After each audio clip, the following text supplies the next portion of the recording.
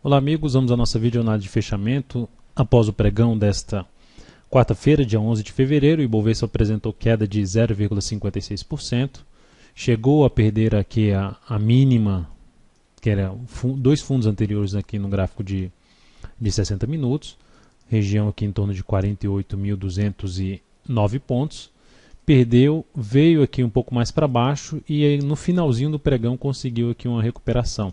E algo interessante é que se a gente olhar para o gráfico do índice futuro, observe aqui, principalmente aqui, ó, o que tem depois do candle do Ibovespa já fechado, vamos lá para o índice futuro, observe que tem esse candle aqui depois que o Ibov estava fechado, então está tendo uma alta agora de 0,78%. Então o Ibov parou nesse candle de recuperação, o índice futuro aqui fica mais uma hora aberto, está aqui já com alta de 0,86%. Então segue, o lado positivo até em relação ao índice futuro é respeitar um suporte proporcionado por um gap. Então é como se a gente tivesse tido esse movimento de subida, esse movimento de queda e abre a possibilidade de iniciar um novo movimento de subida. O mesmo para o Ibovespa. Contabilizando aqui um movimento de alta, um movimento, tudo isso aqui seria um movimento de baixo, e aí teria uma nova sinalização de subida caso venha romper a máxima do pregão de hoje, 48.762 pontos. Seguimos então dentro de toda uma indefinição, de uma região, de uma tendência indefinida, onde gera uma sinalização para cair, chega até a cair, mas já não cai com tanta força, fica sofrendo para cair, no final ainda ganha um pouco de força para subir, deixando aqui uma sombra inferior. E enfim, o suporte mais importante para o Ibov segue na faixa dos 47.500 a 47.500 a 47 mil pontos, e a região de resistência 49.500 a 50 mil pontos. Nesse momento, trazendo uma perspectiva, uma expectativa um pouco maior de iniciar um movimento de subida ou gerar um movimento de alta aqui no gráfico de 60 minutos.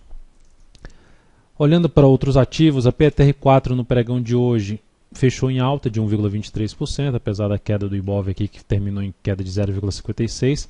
A Petro conseguiu fechar em alta de 1,23%.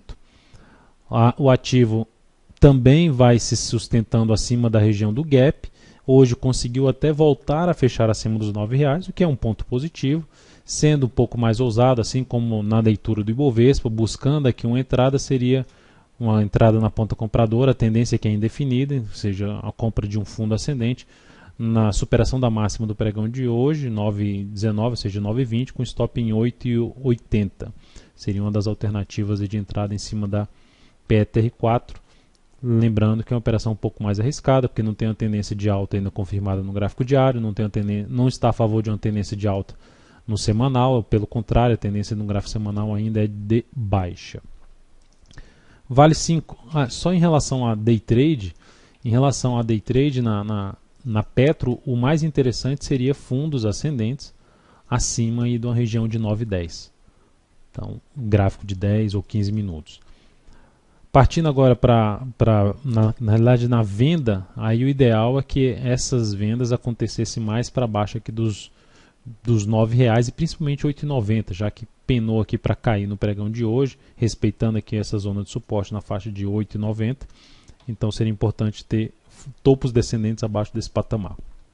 Vale 5, alta de 2,88%, perdeu a mínima do pregão de ontem, mas não deu sequência, só foi logo no início do pregão, fez uma alta na primeira hora de pregão de 2,14%, depois ameaçou cair, não perdeu a mínima do dia e conseguiu aqui fechar em alta de 2,88%, conseguindo voltar para cima dos 18,10. A tendência fica um pouco mais para indefinida no curto prazo, dificultando entrada na ponta compradora para swing trade, para uma operação que venha a durar aí 3 ou mais dias, e também até o mesmo para a ponta vendedora, porque ficou mais indefinido. Aí resta o que? Buscar operações mais de day trade. E aí nesse caso para day trade, o ideal seria o que? A ação gerar fundos ascendentes acima desse topo aqui, no gráfico de 10 ou 15 minutos, 18,25.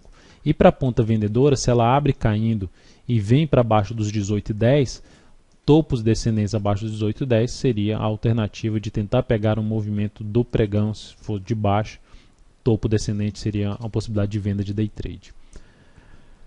Partindo para outros ativos aqui para serem destacados, SBSP3, cheguei a comentar uma venda, recomendaram uma venda se perdesse a mínima, porque ela fez uma primeira hora de pregão bem ruim, considerando também a tendência de baixo e de médio prazo, está passando por uma correção pelo gráfico semanal, mas dentro da dificuldade que vinha demonstrando aqui para a subida, ainda é um ativo que eu continuo olhando mais para a ponta vendedora.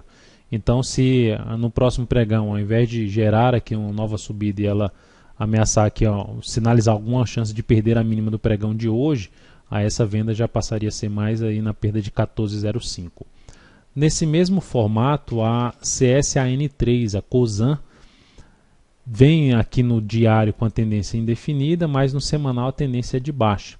E aí, dentro dessa tendência de baixa de prazo maior, essa tentativa também de subida dela, caso venha gerar algum sinal um pouco mais relevante aqui para baixo no gráfico diário, respeitando esse topo anterior, eu ficaria atento também para uma venda de swing trade. Para quem gosta de venda de rompimento, de suporte, com candle de força, uma alternativa seria a HGTX3, fechou forte em queda, 3,52%.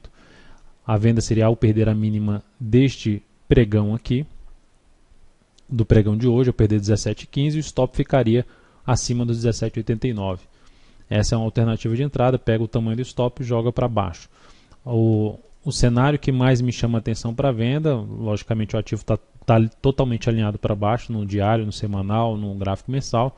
O que mais me chama a atenção para venda é vender correção, ou seja, um movimento de subida, um movimento lateral aqui no gráfico diário, fazer uma venda usando estratégia de correção, e essa correção respeitando a região dos R$17,90 a R$18 agora como resistência. BVMF3, pensando também na ponta vendedora, foi um ativo que fechou abaixo de um nível de suporte.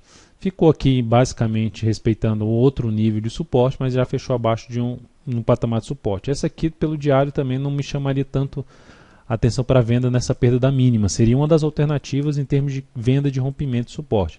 Aqui pelo G60 eu ficaria um pouco mais atento para buscar venda em termos de topo descendente no gráfico de 60 minutos, tentando pegar um movimento de baixo de um determinado pregão, ou até mesmo de um dia para o outro aí, uma venda em cima de BVMF3. Enquanto ela não anular esse forte candle de baixa de 3,76%, essa seria uma alternativa de entrada. Para a ponta compradora, também buscando uma compra um pouco mais arriscada, trabalhando em cima de uma compra um pouco mais arriscada, porque diversos ativos estão em tendência indefinida no curto prazo, estão em tendência indefinida no médio prazo. Olhando aqui, esse papel está em tendência de baixa no médio prazo e também no curto prazo, mas dentro do que ela vem apresentando aqui, abre uma chance de gerar, como ficou bem esticada para baixo no gráfico semanal, abre uma chance de ter uma correção um pouco maior, pelo menos aqui no tempo ou mesmo no preço, gerar aqui um movimento para cima no gráfico diário. E aí uma alternativa de compra seria desse fundo ascendente que ela pode vir a gerar a partir do próximo pregão, se ela conseguir superar os 12,65, seria uma primeira sinalização positiva em cima de Braskem. E por último, CPFE3, dentro do que eu estou falando em termos de tendência indefinida, que está bem amarrado aqui ultimamente, engatou aqui um movimento de subida no gráfico semanal, mas começou a frear essa subida na região de resistência que ela tem aqui, a CPFE3, por volta dos 17,70 até uma região aqui de R$18, uma zona de resistência desse papel. Mas olhando para o gráfico diário, a gente teve essa queda, esse movimento de subida, e aqui seria um movimento de baixa. Então, se o ativo tiver força para gerar aqui o rompimento da máxima do pregão de hoje, seria uma alternativa de buscar uma compra de fundo ascendente em cima dessa zona aqui de suporte, que vou traçar uma zona de suporte horizontal, pegando aqui mais fundos anteriores, tocando aqui nesses fundos anteriores, a gente pode ver uma zona de suporte. Então, um sinal mais claro de recuperação aqui seria uma alternativa de comprar fundo ascendente, assim como eu comentei em BRKM5. Então é isso, amigos. Muito obrigado por sua atenção e também pelo acesso diário ao site daltonvieira.com. Um grande abraço e até a nossa próxima videoanálise.